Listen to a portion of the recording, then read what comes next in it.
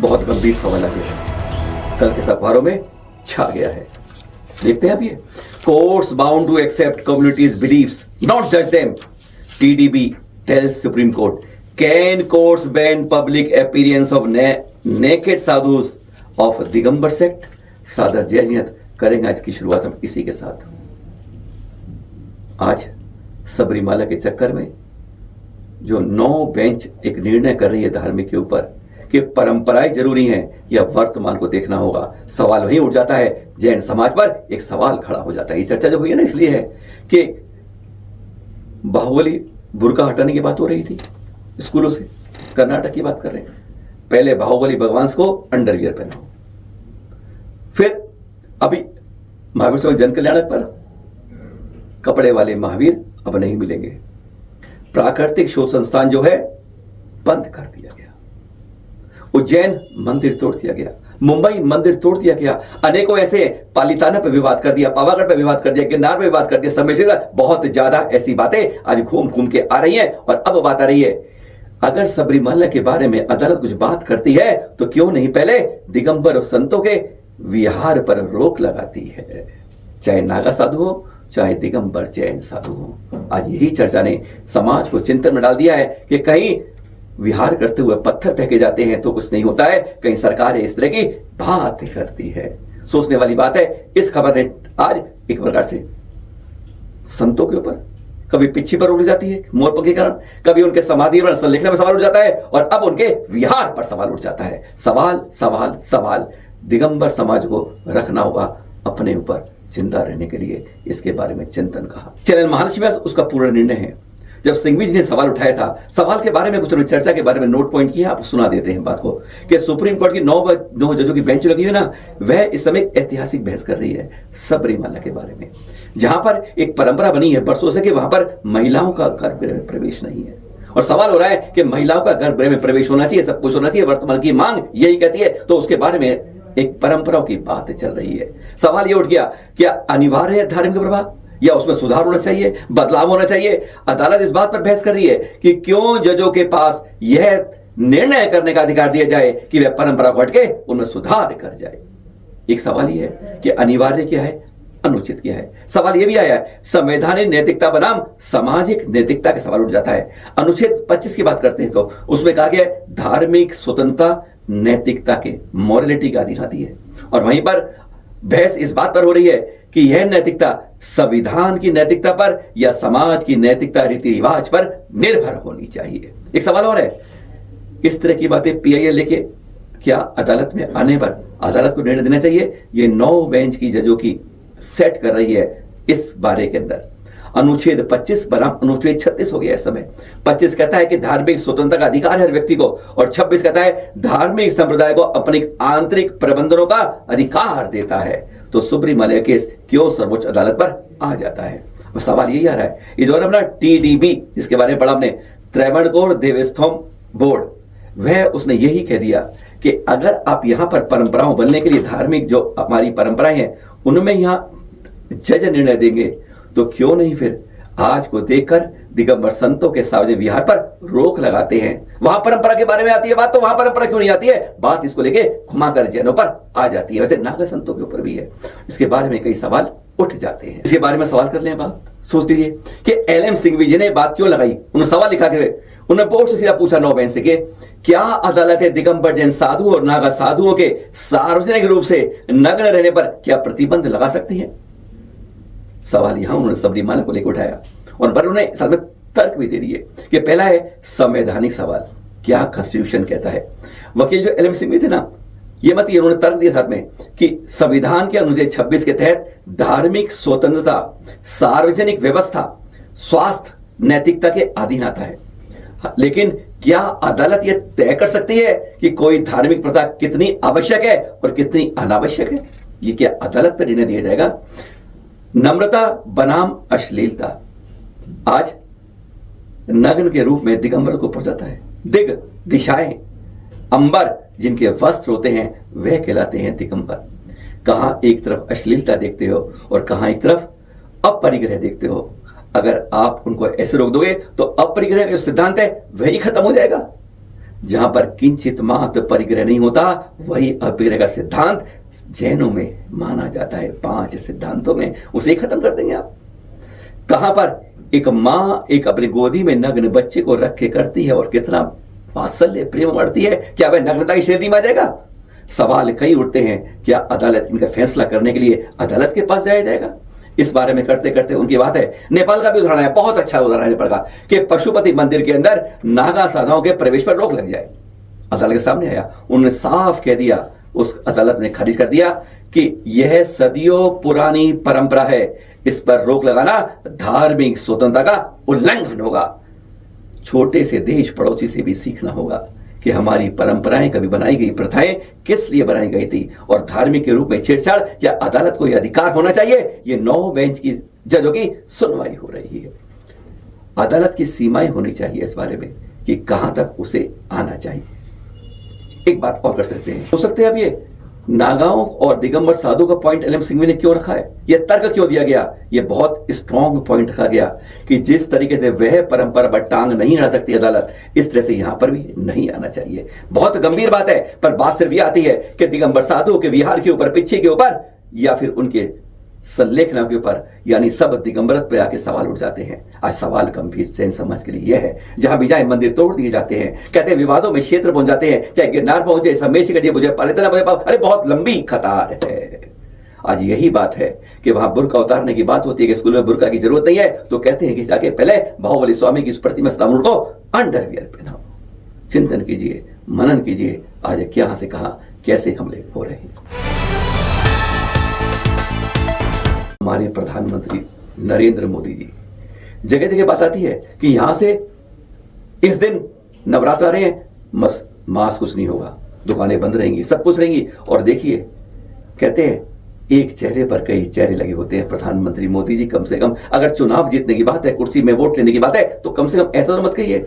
पश्चिम बंगाल पहुंचे हैं, वहां कहते हैं अरे पश्चिम बंगाल वालों, तुम्हारे यहां मछली सरकार 11 साल से ममता जी इतनी नहीं कर रही कि तुम्हें इतनी मछली मिल जाए, बाहर से लानी पड़ती है, और हमने 11 साल के अंदर दुगनी कर दिया है उत्पादन मछली का और सी फूड्स का। क्या बात है, एक चेहरे पर 2 नकाब क्यों होते हैं? अरे कम से कम इस भारत के अंदर देवी देवता के देश में कम से कम अगर चुनाव में जीतना है, उड़ना है, तो बहुत कुछ और है। ये मछली और मांसाहार के बारे में क्यों आज देश में इस तरह की बात करते हो? कहीं तो कहते हो कि दुकानें बंद रखते हैं, और वहां कहते हैं मछली का उत्पादन तुम्हारे कम करते हैं। हमारी बात पर सुन लीजिए क्या कह रहे हैं वो चुनावी सभा में। साथियों, पश्चिम बंगाल में एक और बड़ी संभावना मछली पालन में है, फिशरीज में है, सी फूड में है। मेदिनीपुर की तो यह बहुत बड़ी ताकत रही है, लेकिन स्थिति क्या है ये जानकर आपको बहुत हैरानी होगी। यहां बंगाल में मछली की इतनी डिमांड है, लेकिन बंगाल मछली पालन में अब तक आत्मनिर्भर नहीं है। आज भी बंगाल अपनी जरूरत के लिए मछली दूसरे राज्यों से मंगानी पड़ती है। अपने 15 साल के शासन में भी टीएमसी आपको मछली तक नहीं दे पाई है, वो भी बाहर से लानी पड़ रही है।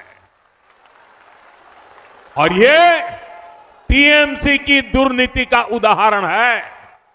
साथियों, पिछले 11 वर्ष में, ये याद रखिए आप लोग और लोगों को बताइए, पिछले 11 वर्ष में भारत का मछली उत्पादन डबल हुआ है।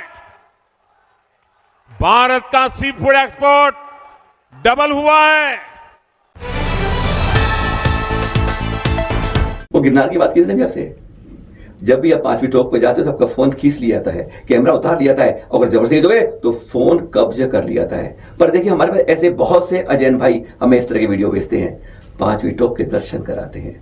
समझ नहीं आता कि इस तरह से वैर भाव केवल जैन, वो उनकी पूरी फोटो खींचती है। हमारे पास हर दूसरे दिन कोई जैन भाई हमें भेज देता है, दर्शन कर लीजिए आप अपनी टोक के, दिखा रहे हैं आपको वैसे ही। एक ऐसा दोगुला व्यवहार क्यों हो रहा है? ये हम गुजरात सरकार, प्रशासन, पुलिस व्यवस्था से पूछना चाहेंगे। वहीं पर खड़ा होता है, कभी कोशिश कर लीजिएगा, उठा के फेंक दिया जाएगा या हफ्त कर दिया जाएगा, पर यहाँ पर खुलेआम तस्वीरें दी जाती हैं। एक और खबर गन्नार की छप गई, अचानक नजर पड़ गई, आपको पता ले आए। अब दत्तात्रेय को मानने वाले 23 अप्रैल को महारैली कर रहे हैं। श्वेतांबर तपकर समाज को यह 99 साल के पट्टे पर शेष वन के पास जगह दी गई थी। ये दी गई थी, हमारे पास जो कागज है 1978-79 में, 99 साल के लिए। अब यह जगह जैनों को ना मिले, इसलिए दत्तात्रेय को मानने वाले विरोध कर रहे हैं। कह रहे हैं 2007-8 जी हाँ के आसपास जब सारा ये जगह वन क्षेत्र राजस्व विभाग के अंदर आ गया तो यह भी उनके पास आना चाहिए। यह जैन समाज को जगह नहीं मिलनी चाहिए। इस बारे में जगह जगह पत्र लिखे जा रहे हैं। पट्टा मिल चुका था तब भी जैनों के साथ विवाद किया जा रहा है ना गजब बात। कभी गिरनार में टोंक पर चलना शुरू करेगा। राजस्व विभाग के पास से ये नोट कर लिए 2007 से 8 की जो कह रहे हैं, अपने बात कह रहे हैं और बात सही है। आपको रास्ते में जगह जगह छोटी टोंक पूरे कब्जे की मिल जाएंगी। वहां ऐसे अवैध निर्माण कैसे हो गए, क्या नजर नहीं रहेगी? सवाल उस पर उठना चाहिए, वहां सवाल क्यों नहीं उठता है? चिंता इस बात की। सबसे पहला सवाल 125 साल मनाई जा रही है भारतवर्ष दिगंबर जयंती क्षेत्र कमेटी। पूछते हैं, हर से बार पूछते हैं, कई बार हमसे ही पूछते हैं कि तीर्थ क्षेत्र कमेटी करती क्या है। कुछ दिखा रहे हैं आपको। सिर्फ केस नहीं लड़ती है, आपकी टोकों की सफाई नहीं करती है, वहां का कूड़ा करकट ही उड़ाती है, सिर्फ यह भी करती है। ये आपको दिखा रहे हैं मध्यांचल तीर्थ क्षेत्र कमेटी के द्वारा किए गए कार्य है। यहाँ पर हर तीर्थ के ऊपर सोलर पैनल लगवाए गए हैं, वाटर कूलर लगवाए हैं, कॉमर्शियल वाटर वॉशिंग मशीन लगाई है। पर हाँ, ये इसलिए दिखा रहे हैं, काम क्या नहीं है। अब आप गुजरात आंचल कर रहा है, खास बात वहां के अध्यक्ष हैं पारस भाई जी, उन्होंने घोषणा कर दी है, हर के लिए बात कर दी है कि गुजरात के जितने तीर्थ हैं अगर सोलर पैनल लगवाना चाहते हैं अपने यहाँ तो तीर्थ क्षेत्र कमेटी उसके लिए 1.5 लाख रुपए का अनुदान आपको देगी, आप लगवा लीजिए। आपको इसलिए बता रहे हैं, एक राज्य में 18-19 तीर्थ करने के बाद अब गुजरात की बारी है। तीर्थ क्षेत्र कमेटी कर क्या रही है? सवाल आप पे अनुत्तरित रहेगा जब भी मिले। पर इतना जरूर कहेंगे, जब भी आप सम्मेर शिखर जी जाएं, अगर आपको अपने पर्वत की, अपने टोकों की जरा भी चिंता है तो दान सम्मेर शिखर जी के अंदर तीर्थ क्षेत्र कमेटी के कार्यालय में दीजिएगा, तभी वहां उपयोग होगा। नहीं तो कोटियों में पहुंच के कोटियों तक रहता है, कभी भी तीर्थ पर नहीं जा पाता है। ये बात हमारे कान में नहीं पहुंचती है। दान बहुत देते हैं पर वह कभी तीर्थ के लिए आप देते हैं, सवाल ये सोच के तब दान दी। भारत के डाक टिकट तो बहुत देखे आपने, आज आपको दिखा रहे हैं नेपाल के डाक टिकट। लगता है जैसे जैनों की बात यहां भी हो रही है। 4 संदेश यहां भी दिए गए हैं जो हमारे सामने है। अहिंसा, सद्भावना, नैतिकता और नशा मुक्ति का लिखा है, हिंदी अंग्रेजी दोनों में लिखा है। टिकट असली है, मजाक मत करिएगा कि ये AI का बना हुआ नहीं। और इसका संदेश साफ दिया है, अहिंसा सभी जीवित प्राणियों को कल्याण करने वाली है। अच्छा लगता है जब ऐसे संदेश जगह जगह से पहुंचते हैं, है ना। खास नेपाल का टिकट आपके पास। यह पोस्ट ना जैन सभी के अंदर हर के व्हाट्सएप पे पहुंच रही है और चिंता बढ़ जा रही है कि तापमान इतना बढ़ने वाला है, समझ लीजिए घर से बाहर नहीं निकलने वाला है। इसकी सच्चाई क्या है? Fake fake fake. कहीं भी ऐसी सरकारी सूचना IMD विभाग से नहीं हुई है, मेट्रो डिपार्टमेंट ने कोई नहीं करी है।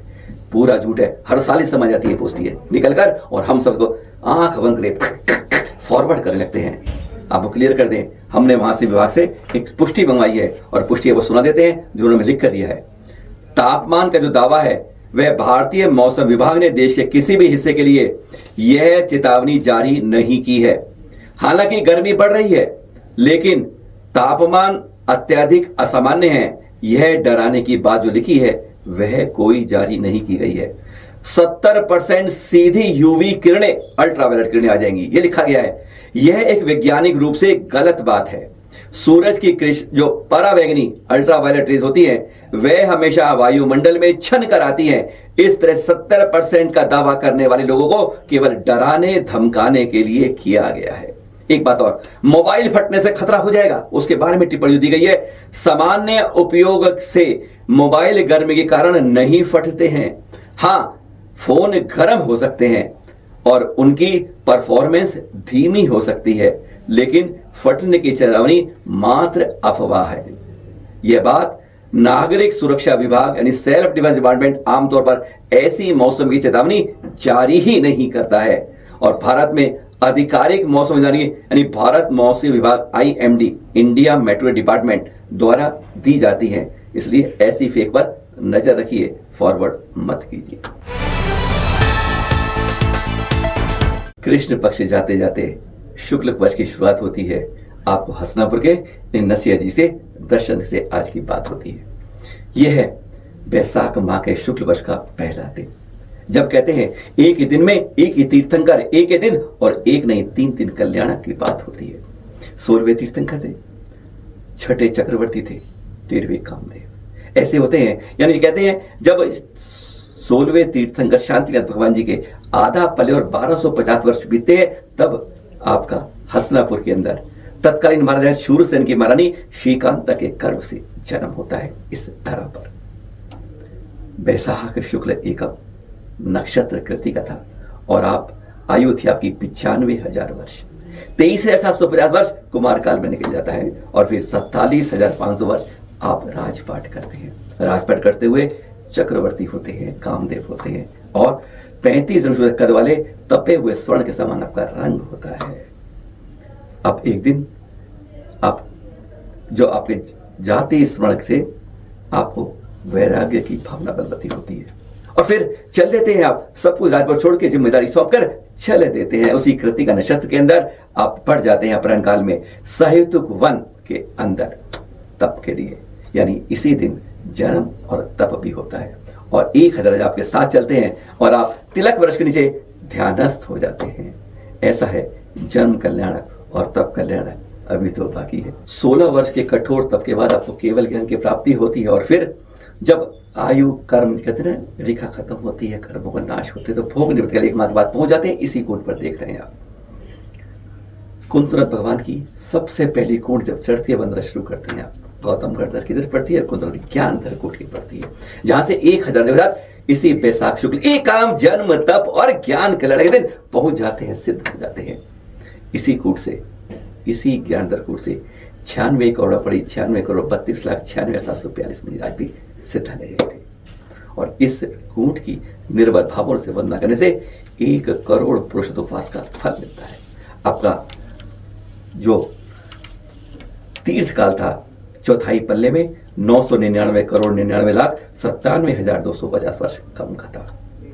ऐसी है ये ज्ञानधर कूट और ऐसा है दिन एक बैसाख शुक्ल एकम, तीर्थंकर एक कुंतलनाथ भगवान, 17वें तीर्थंकर, 13वें कामदेव, छठे चक्रवर्ती और 7वें खास बात यह है मोक्ष कल्याणक भी है। पर हाँ, जाते जाते एक बात सुनते जाइए। जो है जिसे धूप जलाने के लिए समाज द्वारा 8-9 साल पहले इसको बनाया गया, जिससे टोंक के अंदर जो धूप से जो आती थी अंधेरा कालापन पड़ता था, काली हो जाती टोंक हमारी हो जाती है, उसके बचाव के लिए इस तरीके से हर टोंक पे बनाए गए, जिससे कि धूप और कपूर हम चरणों पर ना चढ़ाएं, हम यहाँ पर चढ़ा दें, जिससे अंदर पे जो चारों तरफ कालिक हो जाती है। जैसे आप देख रहे हैं यहाँ पर नजदीक से देखेंगे तो यहाँ पर चारों तरफ नीचे अंदर कालिक दिख रही है हमें अभी भी। तो यह कालिक जो होती है वह इस कारण से हो जाती है जब धूप और कपूर चढ़ाते हैं अंदर, तो उससे ये कालिकपन आ जाता है। हमें इस पर सावधानी रखनी चाहिए कि चरणों के पास हम कभी धूप नहीं चढ़ाएं।